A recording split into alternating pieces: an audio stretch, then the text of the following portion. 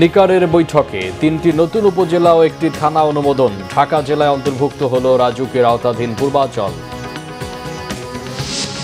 শুরু হলো নতুন অর্থবছর। গতিহীন অর্থনীতির গতি ফেরানোই আসল চ্যালেঞ্জ বলছেন বিশ্লেষকরা। দুর্নীতি নিয়ন্ত্রণ ও বাজার ব্যবস্থা সংস্কারের তাগিদ বিরোধী দলীয় নেতা। সকালে শুরু হচ্ছে এইচএসসি ও সমমানের পরীক্ষা। নকল প্রশ্নপত্র ফাঁস ও গুজবের বিরুদ্ধে কঠোর হুঁশিয়ারি শিক্ষামন্ত্রীর।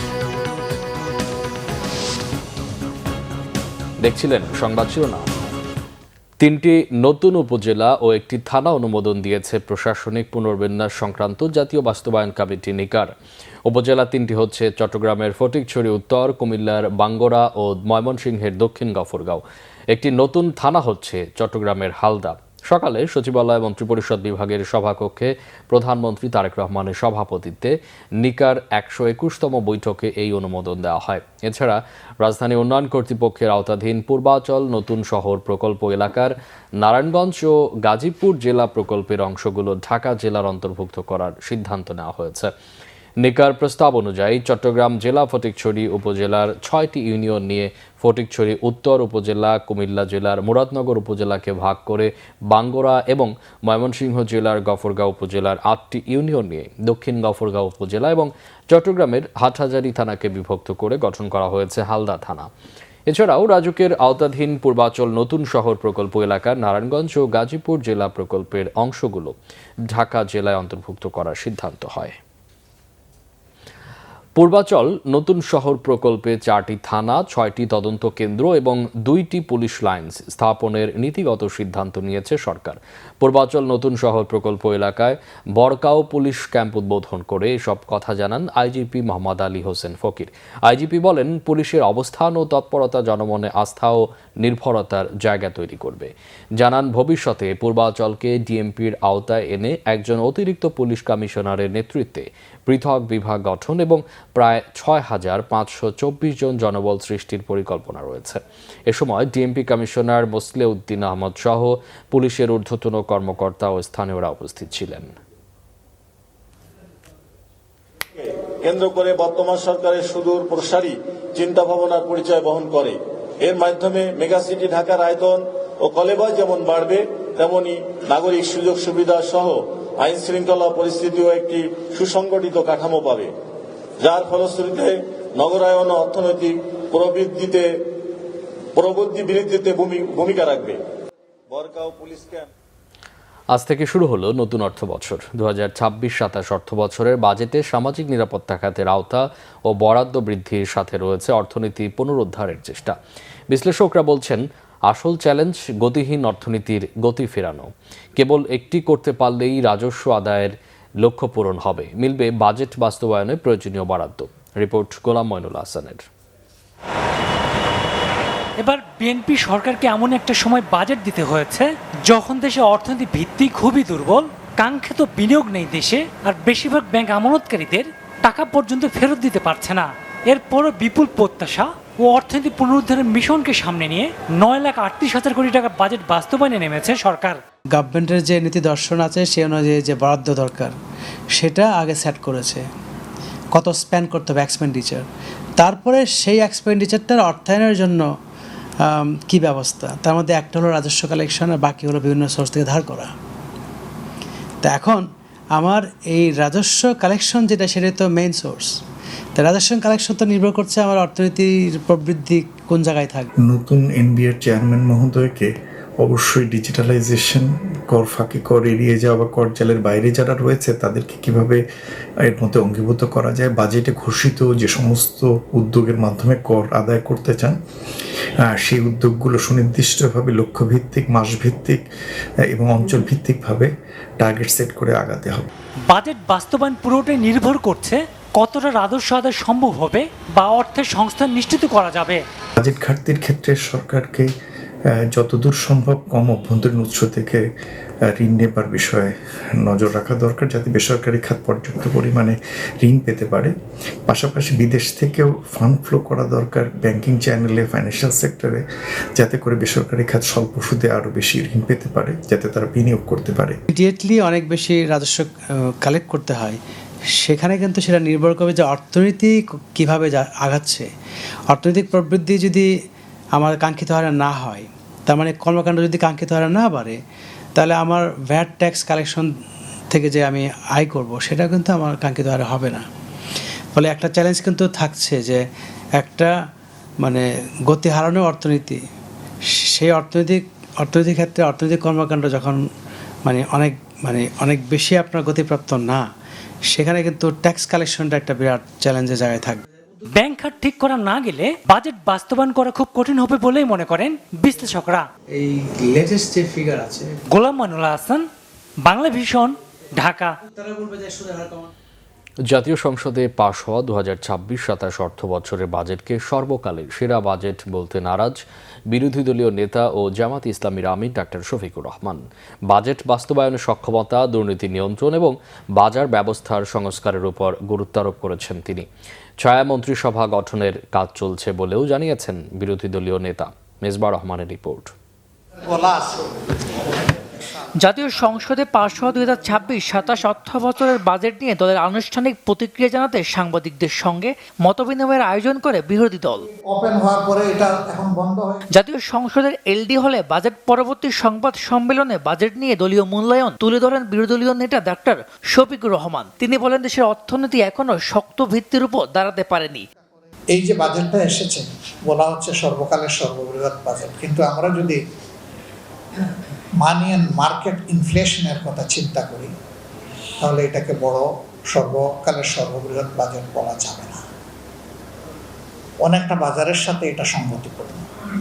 ডাক্তার শফিকুর রহমান বলেন, 61টি পণ্যে কর প্রত্যাহারের সিদ্ধান্ত কার্যকর হলে সাধারণ মানুষ উপকৃত হবে, তবে বাজারের সিন্ডিকেট নিয়ন্ত্রণ করা না গেলে এর সুফল ভোক্তাদের কাছে পৌঁছাবে না। 61টা আইটেমে কর একদম সর্বনিম্ন পর্যায়ে নিয়ে আসা হয়েছে অথবা প্রত্যাহার করা হয়েছে।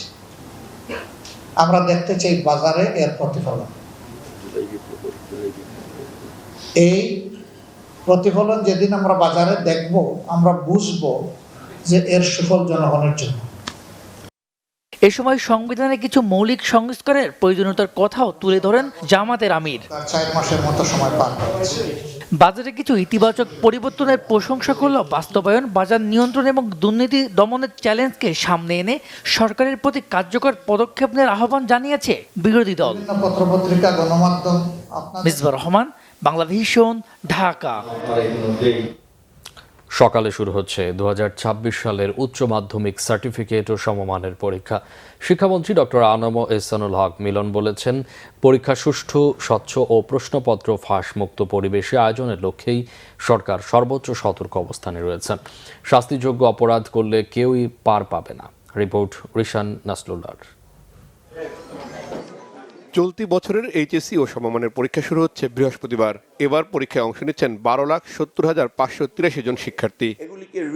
বুধবার সচিবালয়ে এক ব্রিফিংয়ে শিক্ষামন্ত্রী বলেন, শিক্ষার মান নিশ্চিত অভিন্ন প্রশ্নপত্রে পরীক্ষা নেওয়া হচ্ছে। বলেন, অনিয়ম ও প্রশ্নপত্র ফাঁস বন্ধে কঠোর অবস্থান থাকবে সরকারের।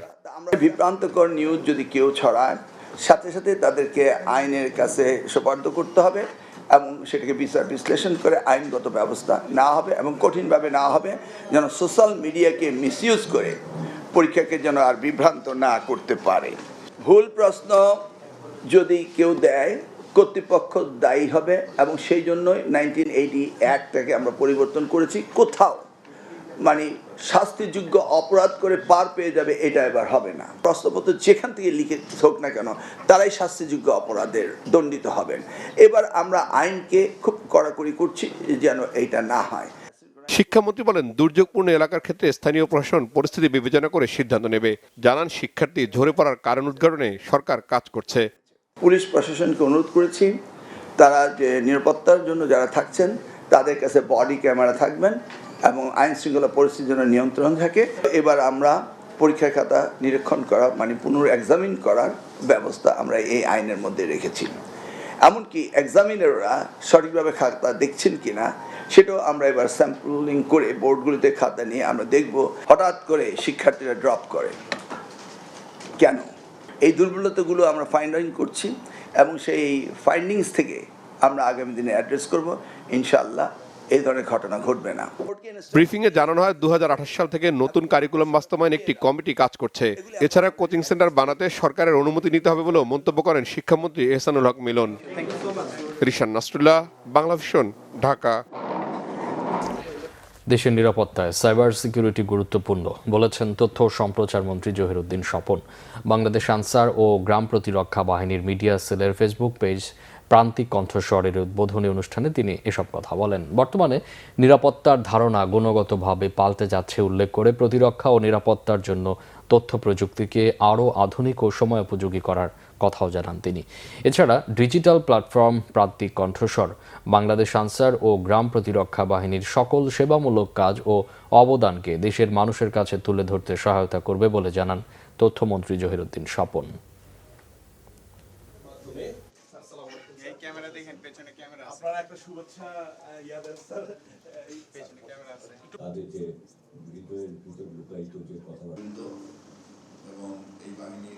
এখনকার যুগে যে কোনো বড় ব্যবসা প্রতিষ্ঠান তার সিন্দুককে পাহারা দেওয়ার চাইতে তার কম্পিউটারকে হ্যাকার মুক্ত করাটা অনেক বেশি জরুরি। এখনকার যুগে সাইবার সিকিউরিটি হাজার হাজার মাইলের সীমান্তের পাহারাদারের চাইতেও অনেক বেশি গুরুত্বপূর্ণ। আমরা নিশ্চয়ই জানি আমাদের দেশের কেন্দ্রীয় ব্যাংকের তহবিল কেমন করে ছিনতাই হয়ে গিয়েছে ডিজিটাল কায়দায়। এই ঘটনা এবং এই দুর্ঘটনা আমাদের চোখে আঙুল দিয়ে দেখিয়ে দিয়েছে নিরাপত্তার ধারণা গুণগতভাবেই পরিবর্তন হয়ে গিয়েছে। জুলাই আন্দোলনের নেতা ও এনসিপির আহ্বায়ক নাহিদ ইসলাম বলেছেন, সরকারকে গণভোটের রায় বাস্তবায়ন, জুলাই গণহত্যার বিচার এবং জুলাই শহীদ পরিবার ও যোদ্ধাদের মূল্যায়ন করে প্রমাণ করতে হবে তারা জুলাই গণঅভ্যুত্থানের পক্ষে ছিল। জুলাই স্মৃতি জাদুঘর সর্বসাধারণের জন্য খুলে দিতে সরকার গড়িমসি করছে বলেও অভিযোগ করেন বিরোধী দলীয় চিফ হুইপ রকুনুজ্জামানের রিপোর্ট। বুধবার সকালে বৃষ্টি মাথায় নিয়ে রায়েরবাজার বৌদ্ধভূমি কবরস্থানে জুলাই শহীদদের গণকবরে শ্রদ্ধা জানাতে যান এনসিপির আহ্বায়ক নাহিদ ইসলাম সহ কেন্দ্রীয় নেতারা। শ্রদ্ধা জানানো শেষে এনসিপির আহ্বায়ক নাহিদ ইসলাম বলেন, জুলাই চেতনা এখনও বাস্তবায়িত হয়নি। গণভোটের রায় বাস্তবায়ন করে সরকারকে প্রমাণ করতে হবে তারা জুলাই অভ্যুত্থানের পক্ষে ছিলেন। আমরা জুলাই গণঅভ্যুত্থানের পরবর্তী সময়ে বলেছিলাম জুলাই গণহত্যার বিচার সংস্কারের মাধ্যমে আমরা একটা বৈষম্যহীন গণতান্ত্রিক নতুন বাংলাদেশ করতে চাই। সেই বাংলাদেশ আমরা আকাঙ্ক্ষিত বাংলাদেশ আমরা এখনো পাইনি। সরকারের প্রতি আহ্বান জানাচ্ছি, শুধু নাম কস্তে জুলাই গণঅভ্যুত্থান পালন করলে হবে না। জুলাই গণঅভ্যুত্থানের যে আকাঙ্ক্ষা সংস্কার বাস্তবায়ন, গণভোটের রায় বাস্তবায়ন করে সরকারকে প্রমাণ করতে হবে সরকার জুলাই গণঅভ্যুত্থানের পক্ষে আছে, জুলাই গণঅভ্যুত্থানের সাথে আছে। এছাড়া জুলাই গণহত্যার বিচারের গতি নিয়েও ক্ষোভ প্রকাশ করেন নাহিদ ইসলাম। আমরা আশা করব যে সরকার এবং ট্রাইব্যুনাল দ্রুত সময়ের মধ্যেই বিচার নিষ্পন্ন করবে এবং অলরেডি শেখ হাসিনার মামলার রায় হয়ে রয়েছে। আমরা আশা করব যে শেখ হাসিনাকে সহ জুলাই গণহত্যাকারী এবং ওসমান হাদির হত্যাকারী যারা ভারতে পালিয়ে রয়েছে তাদেরকে দেশে এনে বিচারে কাঠগড়ায় দাঁড় করানো হবে এবং শেখ হাসিনার ফাঁসির রায় সেটি কার্যকর করা হবে। জুলাই স্মৃতি জাদুঘর সর্বসাধারণের জন্য খুলে দিতে সরকার গড়িমসি করছে বলেও অভিযোগ করেন বিরোধী দলীয় চিফ হুইপ। জুলাই গণঅভ্যুত্থান জাতীয় জাদুঘর যেটা, সেই জাদুঘর খুলে দেওয়া হচ্ছে না। 5ই আগস্টের মধ্যে জুলাই জাতীয় জাদুঘর খুলে দিতে হবে, না হলে জনগণ নিজেরাই সেই জাদুঘর কিন্তু খুলে নেবে এবং নিজেরাই সেই জাদুঘরে যাওয়ার ব্যবস্থা করবে। রকুনুজ্জামান, বাংলা ভিশন, ঢাকা।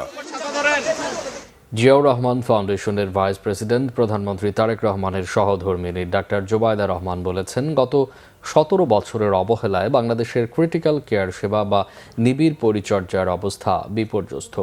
64 জেলার মধ্যে 38 জেলায় হাসপাতালে নিবিড় পরিচর্যা সেবা নেই। জেলা সদর হাসপাতালে ক্রিটিক্যাল কেয়ার ব্যবস্থা চালু করা গেলে মৃত্যুহার কমবে বলেও প্রত্যাশা করেছেন তিনি। রাজধানীতে অনুষ্ঠিত সেমিনারে এ সময় সরকারের 2 মন্ত্রী সারা দেশে চিকিৎসকদের যথাযথভাবে দায়িত্ব পালনের তাগিদ দিয়েছেন। বিস্তারিত সৈকত সাদিকের প্রতিবেদনে। রাজধানীর একটি হোটেলে জাতীয় কনফারেন্সের আয়োজন করে Bangladesh society of critical care medicine BSCCM anaesthesiologist and ICU critical care medicine specialist সেমিনারে অংশ নিয়ে সরকারের দুই মন্ত্রী বলেন, বিএনপি সরকার জনকল্যাণ নিশ্চিত করতে বাজেটে স্বাস্থ্য খাতে বিশেষ গুরুত্ব দিয়েছে। শুধু বাজেট বরাদ্দ নয়, চিকিৎসকরা রোগীদের প্রতি আন্তরিক ও কর্তব্যে দায়িত্বশীল না হলে বেশি বরাদ্দ দিয়ে স্বাস্থ্য খাতের পরিবর্তন সম্ভব নয় বলে মন্তব্য করেন তারা। 180 মিলিয়ন মানুষ আগামী 25 বছর পরে বাংলাদেশের স্বাস্থ্যকে কিভাবে দেখতে চান ওই চিন্তা করেন এবং সেটার জন্য প্রস্তুতি নেন। তা নাহলে সত্যিকার অর্থে এভাবে ঢাকা শহর কেন্দ্রিক চিকিৎসা আর 2-4-5টা মেডিকেল কলেজে কোর্স কারিকুলাম হবে এবং পড়াশোনা হবে। স্বাস্থ্য খাতের উপর 69,000 কোটি টাকা বরাদ্দ করেছেন। যত টাকাই বরাদ্দ করুক না কেন, জাহিদ সাহেব কিন্তু বলে গেছেন মাননীয় সমাজ কল্যাণ মন্ত্রী, যতক্ষণ না পর্যন্ত আপনারা ডাক্তাররা আপনাদের এথিক্সটাকে আল্লাহর পরে রোগীর কাছে আপনাদের সুন্দর ব্যবহারকে আপনারা সঠিকভাবে দায়িত্ব পালনে নিহিত না করবেন, ততক্ষণ পর্যন্ত হাজার হাজার লক্ষ কোটি টাকা খরচ করেও আমাদের এই বিশাল জনগোষ্ঠীর কোনো উপকারে আমরা আসতে পারবো না। প্রধান অতিথির বক্তব্যে জিয়াউর রহমান ফাউন্ডেশনের vice president doctor Zubaidur Rahman বলেন, বিগত বছরের অবহেলায় বাংলাদেশের ক্রিটিক্যাল কেয়ারের অবস্থা বিপর্যস্ত। 64 জেলার মধ্যে 38 জেলায় ক্রিটিক্যাল কেয়ার সেবা বা নিবিড় পরিচর্যা কেন্দ্র নেই। বিগত বছরের অবহেলায় বাংলাদেশে ক্রিটিক্যাল কেয়ার ফ্যাসিলিটির এক ভয়াবহ চিত্র। প্রতি 1 লক্ষ দেশবাসীর জন্য ক্রিটিক্যাল কেয়ার বেডের সংখ্যা 1.7। সাধারণ হাসপাতাল বেডের সংখ্যা 1 লক্ষ দেশবাসীর জন্য মাত্র 9টি। 64 জেলার মধ্যে 38টি জেলায় স্থানীয় হাসপাতালে কোনো ক্রিটিক্যাল কেয়ার বা নিবিড় পরিচর্যা কেন্দ্র নেই। তিনি আরো বলেন, সংকল্প বা সুষ্ঠু পরিকল্পনা গ্রহণ করলে দেশের ক্রিটিক্যাল কেয়ার ইউনিটের উন্নতি করা সম্ভব। প্রত্যন্ত গ্রামাঞ্চলে ক্রিটিক্যাল কেয়ার প্রদান করতে না পারলেও অন্তত প্রপারলি ইকুইপড অ্যাম্বুলেন্স দ্বারা রোগীদের সদর হাসপাতালে আনা যায়। সদর হাসপাতালগুলিতে ক্রিটিক্যাল কেয়ার ইউনিট নিশ্চিত করা হলে নিশ্চয়ই পরিস্থিতির উন্নতি সম্ভব। আশা করব আগামীতে ক্রিটিক্যাল কেয়ার চিকিৎসা সেবার অভাবে মৃত্যুর হার যেন আর বেড়ে না যায়। সেমিনারে অন্যান্য বক্তারা বলেন, স্বাস্থ্যসেবা নিশ্চিত করতে সমন্বিত প্রচেষ্টার কোনো বিকল্প নেই। শৈকুর সাদিক, বাংলা ভিশন, ঢাকা। আইন সাংবাদিকতার সর্বোচ্চ পেশাদারিত্ব, নৈতিক মান, সততা ও দায়িত্বশীলতা বজায় রেখে কাজ করতে ল রিপোর্টার্স ফোরামের সদস্যদের প্রতি আহ্বান জানিয়েছেন রাষ্ট্রপতি মোহাম্মদ শাহাবুদ্দিন। বুধবার বঙ্গভবনে LRF এর প্রতিনিধি দলের সাথে সৌজন্য সাক্ষাতে রাষ্ট্রপতি আহ্বান জানান। আইন সাংবাদিকতা, বিচার ব্যবস্থা ও জনগণের মধ্যে গুরুত্বপূর্ণ সেতুবন্ধন উল্লেখ করে রাষ্ট্রপতি বলেন, ল রিপোর্টাররা আদালতের কার্যক্রম ও গুরুত্বপূর্ণ রায় সম্পর্কে বস্তুনিষ্ঠ ও নির্ভুল সংবাদ দায়িত্বশীলতার সাথে পরিবেশনে গুরুত্বপূর্ণ ভূমিকা পালন করেন। রাষ্ট্রপতি বলেন, বিচার বিভাগ, আইনজীবী, আইন বিষয়ক সাংবাদিক এবং সংশ্লিষ্ট সকল অংশীজনের সম্মিলিত প্রচেষ্টা ও আন্তরিক অংশগ্রহণ নিশ্চিত করা গেলে ন্যায় বিচার প্রাপ্তি আরও সহজ ও ত্বরান্বিত হবে। রাষ্ট্রপতি আইন সাংবাদিকদের প্রতি আদালতের মর্যাদা ও বিচারাধীন বিষয়ের সংবেদনশীলতা অক্ষুণ্ণ রেখে কাজ করার আহ্বান জানান। সেই সাথে অপতথ্য, ভ্রান্ত তথ্য ও সামাজিক যোগাযোগ মাধ্যমে মিথ্যাচারের চ্যালেঞ্জ মোকাবেলায় সাংবাদিকদের আরও সচেতন ও সতর্ক থাকতে বলেন। রাষ্ট্রপতি মোহাম্মদ শাহাবুদ্দিন ল রিপোর্টার্স ফোরামের রজত জয়ন্তী উপলক্ষে প্রকাশিত বিশেষ স্মরণিকার মোড়ক উন্মোচন করেন। চীনের পক্ষ থেকে আসা 2+2 বা দুই দেশের পররাষ্ট্র ও প্রতিরক্ষা মন্ত্রণালয়ের মধ্যে সংলাপ এবং অর্থনৈতিক করিডোরের মতো প্রস্তাবগুলো সরকার পরীক্ষা নিরীক্ষা ও বিবেচনা করে দেখবে বলে জানিয়েছেন পররাষ্ট্র প্রতিমন্ত্রী শামা ওয়াহিদ ইসলাম।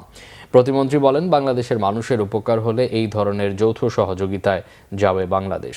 বুধবার পররাষ্ট্র মন্ত্রণালয়ের সাম্প্রতিক বিভিন্ন ইস্যুতে গণমাধ্যম কর্মীদের প্রশ্নের উত্তর দেন পররাষ্ট্র প্রতিমন্ত্রী শামা ওবায়দ ইসলাম। তিনি বলেন, প্রধানমন্ত্রীর চীন সফর দুই দেশের সম্পর্ককে আরও উন্নততর জায়গায় নিয়ে গেছে। চীন, মিয়ানমার, বাংলাদেশ অর্থনৈতিক করিডোর নিয়ে সংশ্লিষ্ট মন্ত্রণালয় পরীক্ষা নিরীক্ষা করে চূড়ান্ত সিদ্ধান্ত নেবে। এছাড়া তিস্তা প্রকল্প এবং নদী ব্যবস্থাপনায় ফিজিবিলিটি টেস্ট বা সম্ভাব্যতা যাচাইয়ে কারিগরি সহায়তা দিতে চীন রাজি হয়েছে বলেও জানান পররাষ্ট্র প্রতিমন্ত্রী। শান্তির পায়রা উড়িয়ে কেক কেটে প্রতিষ্ঠার 105তম বার্ষিকী উদযাপন করল ঢাকা বিশ্ববিদ্যালয়। দিবসটির এই বছরের প্রতিপাদ্য ছিল গণতন্ত্র পুনরুদ্ধার ও উচ্চশিক্ষায় ঢাকা বিশ্ববিদ্যালয়। বুধবার সকালে উপাচার্যের বাসভবন সংলগ্ন স্মৃতি চিরন্তন থেকে দিবসের বর্ণাঢ্য র্যালির মাধ্যমে বিশ্ববিদ্যালয় দিবসের কর্মসূচি শুরু হয়। র্যালিটি ক্যাম্পাসের বিভিন্ন সড়ক প্রদক্ষিণ করে টিএসসিতে গিয়ে শেষ হয়। সেখানে জাতীয় পতাকা ও বিশ্ববিদ্যালয়ের পতাকা উত্তোলন করেন উপাচার্য ডক্টর এবিএম ওবায়দুল ইসলাম সহ অ্যালামনাই অ্যাসোসিয়েশনের নেতারা। পরে আলোচনা অনুষ্ঠানে উপাচার্য বলেন, ঢাকা বিশ্ববিদ্যালয় সবসময় সত্য ও ন্যায়ের পথ দেখিয়েছে। এই বিদ্যাপীঠের শিক্ষা ও গবেষণার মানোন্নয়নে সকলকে ঐক্যবদ্ধভাবে কাজ করতে হবে। সভায় মূল প্রবন্ধ উপস্থাপন করেন ইংরেজি বিভাগের এমেরিটাস অধ্যাপক ডক্টর সিরাজুল ইসলাম চৌধুরী। বিশ্ববিদ্যালয়ের অতীত ঐতিহ্য এবং বর্তমান ও ভবিষ্যতের চ্যালেঞ্জগুলো উল্লেখ করেন তার প্রবন্ধে।